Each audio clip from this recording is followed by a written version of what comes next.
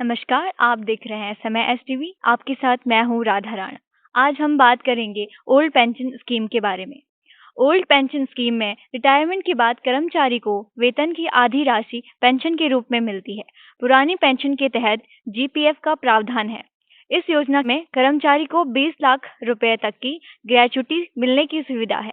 हर 6 महीने बाद इसमें डीए बढ़ाया जाता है। योजना के तहत पेंशन का भुगतान सरकार के खजाने से होता है। रिटायर कर्मचारी की मौत होने पर नियमानुसार पेंशन की राशि उसके परिजनों को मिलती है। मौजूदा समय में ओल्ड पेंशन को लेकर पूरी देश भर में अलग-अलग राज्यों के कर्मचारी और केंद्रीय कर्मचारियों के द्वारा मांग हो रही है। कांग्रेस शासित प्रदेश हिमाचल प्रदेश, झारखंड, राजस्थान, छत्तीसगढ़ सरकार ने कर्मचारियों की मांग को मानते हुए पुरानी पेंशन स्कीम को लागू कर दिया है। तेलंगाना में इसी साल चुनाव होने जा रहे हैं। यहाँ की कांग्रेस पार्टी ने अभी से सरकारी कर्मचारियों ओल्ड पेंशन स्कीम को बहाल करने का वादा कर दिया है। नमस्कार, मैं हूं समृद्धि खजूरिया और आप देख रहे हैं समय एसटीवी पर पहले देश की बात। केंद्र सरकार ने एनपीएस में सुधार के लिए एक कमेटी भी बनाई है। कर्नाटक में भाजपा पुरानी पेंशन योजना के खिलाफ रही, इसलिए कांग्रेस राज्य विधानसभा चुनाव जीतने में कामयाब रही। ऐसा ही चलता रहा तो अन्य राज्यों में होने वाले चुनाव में भी बीजेपी को कर्मचारियों की नाराजगी का खामियाजा भुगतना पड़ सकता है। एनपीएस को ओपीएस की समस्याओं के समाधान के लिए पेश किया गया था।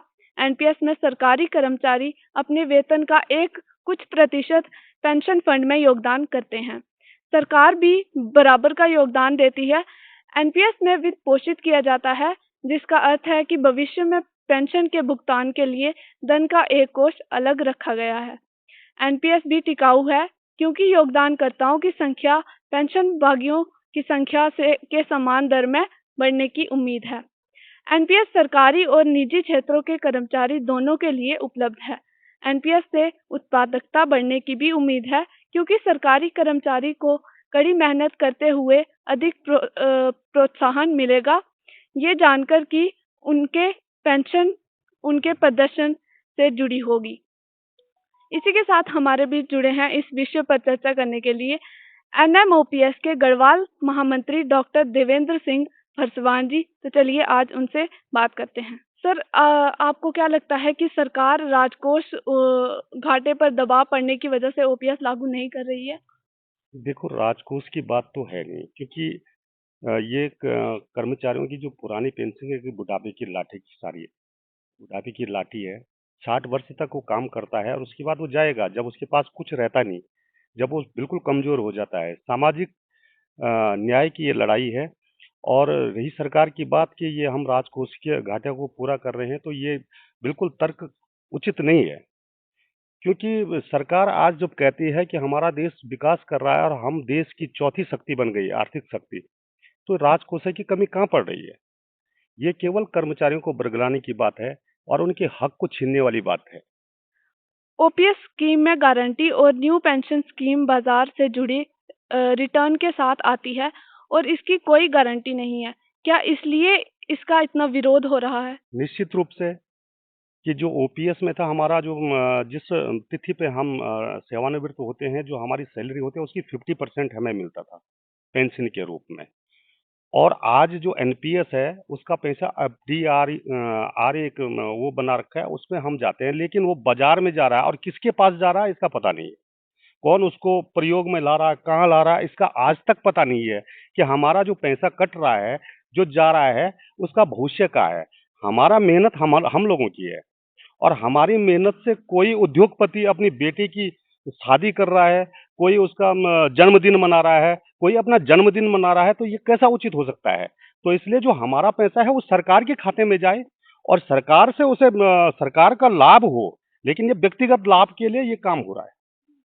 सर, क्योंकि आप इस मुद्दे को लेकर आप लगातार आंदोलित हैं, तो पूरे देश में आप ओपीएस का क्या भविष्य देखते हैं?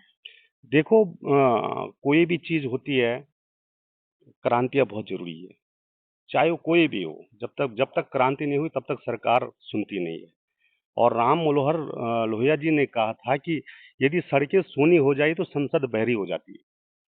तो हमारा ये कहना है कि ये हमारी बुढ़ापे की जो लाठी आपने छीनी है, उस हक को हमें दीजिएगा।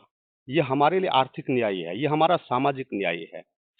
और यदि आप अगर ऐसा नहीं करते हैं, तो हालात हिमाचल वाले, हालात जो आपने अभी देखा है कर्नाटक वाले, ये हालात होने वाले हैं।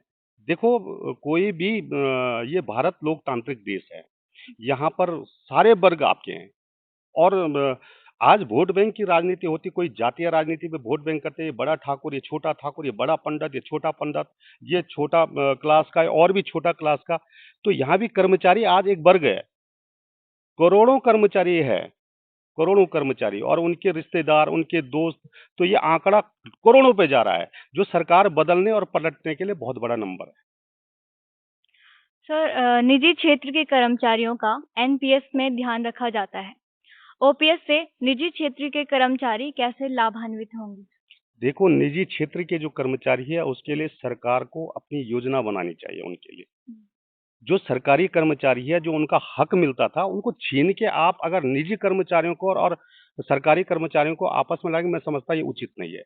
ये एक राजनीतिक षड्यंत्र है कि फूट डालो और राज करो, ऐसा तो होने वाला नहीं है। जब भारत आजाद हुआ था और जब इस देश को आर्थिक विकास में हम थे, जब यहाँ एम्स नहीं था, जब यहाँ सड़कें नहीं थी, जब यहाँ एयरपोर्ट नहीं थे, जब यहाँ पर बड़े-बड़े इंस्टीट्यूट नहीं थे, यूनिवर्सिटी नहीं थी, तब हमें पुरानी पेंशन दी जाती थी। हमारे पड़ोसी देशों भी जो आज बहुत कमजोर स्थिति में है, वहाँ भी पेंशन व्यवस्था है। तो हमारा देश तो कहती है, जो सरकार कह रही है लगातार विकास कर रही है और हम जो है देश की आर्थिक शक्ति है और हमारे देश के उद्योगपति देश के विश्व के दूसरे नंबर के उद्योगपति बन गए हैं उसके मामले में। तो हमारा देश कमजोर कहाँ है? ये केवल कहने की बात है, बरगलाने की बात है और कर्मचारी इस चीज को समझ गए हैं और कर्मचारी जिस प्रकार से आंदोलित है, मैं समझता हूँ कि आंदोलन जब तक हमें पुरानी पेंशन, हमारी बुढ़ापे की जो लाठी है वो हमें नहीं मिल जाती है, हम चैन से बैठने वाले नहीं है। और कुछ लोग आरोप लगा रहे हैं, कुछ राजनीति सांसद लोग हैं, उसमें कई मंत्री लोग हैं कि हमारा देश जो है अगर पुरानी पेंशन लागू किया तो कंगाल हो जाएगा। मैं ये कहना चाहता हूँ और कहते हैं कि ये अच्छी व्यवस्था है। मेरा ये कहना है एक लाइन में उन लोगों के लिए, अगर ये अच्छी व्यवस्था है तो विधायक और सांसद उस व्यवस्था पर अपने आप पर लागू क्यों नहीं कर रहे हैं? वो एक बार विधायक नहीं, 2 बार बने तो बार-बार वो पेंशन खाते हैं। हमारे लिए तो ठीक है, तुम्हारे लिए गलत कैसे हो सकती है? तो हमारा इस आपके चैनल के माध्यम से पूरे देश के लोगों को ये भी संदेश है कि ये भी लड़ाई है। अगर वो समाप्त करनी है सरकारी कर्मचारियों की, तो उनकी भी समाप्त करना चाहिए, जो वहाँ पर फ्री खा रहे हैं, फ्री रह रहे हैं, फ्री चल रहे हैं, सब फ्री हो रहा है इनका, उसके बाद भी पेंशन ले रहे हैं। तो सर आगे इस आंदोलन में आपका क्या कार्यक्रम है? देखो हमारा जो ये आंदोलन है वो लोकतांत्रिक तरीके से है, क्योंकि हम सरकारी कर्मचारी है और हमारी जिम्मेदारी है कि हम जनता के सेवक के रूप में भी उनकी सेवा करते रहें और आंदोलन भी करते रहें। और इसीलिए हम आंदोलन जब जब हमें अवसर मिलता है, माने कि जब अवकाश के समय होते हैं, तो हम एकत्रित होकर अपनी आवाज़ उठाते हैं। और इसी कार्यक्रम को आगे बढ़ाने के लिए हमारे राष्ट्रीय अध्यक्ष, माननीय राष्ट्रीय अध्यक्ष विजय कुमार बंधु जी निरंतर प्रयास कर रहे हैं, आंदोलित हैं वो। और 1 जून से चंपारण, जहाँ से भारत आज़ादी का आंदोलन शुरू हुआ था, महात्मा गांधी जी ने सत्याग्रह शुरू किया था 1 जून से, माननीय विजय बंधु राष्ट्रीय अध्यक्ष जी वहाँ से जो एनपीएस निजीकरण भारत छोड़ो सत्याग्रह करके पूरे भारतवर्ष में पेंशन रथ यात्रा निकाल रहे हैं। और हमारा सौभाग्य है कि हमारे देवभूमि उत्तराखंड में वो 10 जून को प्रवेश करेगी। तो इसलिए उत्तराखंड के सारे कर्मचारी और केंद्र से जुड़े हुए सब कर्मचारी, हम लोग उस रथ यात्रा का जो यहाँ पर 10 जून को वो रुड़की में आएगी, उसका भव्य स्वागत करेंगे। और अगर आगे अगर इस यात्रा के बाद भी सरकार ने माने तो 1 अक्टूबर को हमने दिल्ली कूच की चेतावनी दे रखी है राष्ट्रीय अध्यक्ष और राष्ट्रीय कार्यकारिणी के द्वारा। ये 1 अक्टूबर को बड़ा कार्यक्रम और ऐतिहासिक कार्यक्रम दिल्ली में होने जा रहा है। धन्यवाद सर आपका बहुत बहुत। अंत में पेंशन योजना का मुद्दा 2024 के लोकसभा चुनावों को कई तरह से प्रभावित करने की क्षमता रखता है। पुरानी योजना को बहाल करने से सरकार का इनकार सरकारी कर्मचारियों और हड़ताल को जन्म दे सकता है और सरकारी पैटर्न को प्रभावित कर सकता है। ये एक बहुत ही गंभीर मुद्दा है जिससे सरकार को सावधानी पूर्वक निपटने की आवश्यकता है और ये देखा जाना बाकी है कि 2024 के लोकसभा चुनाव की अगुवाई में ये मुद्दा कैसे सामने आता है। ऐसी ही और जानकारी के लिए जुड़े रहें समय एसटीवी के साथ। धन्यवाद।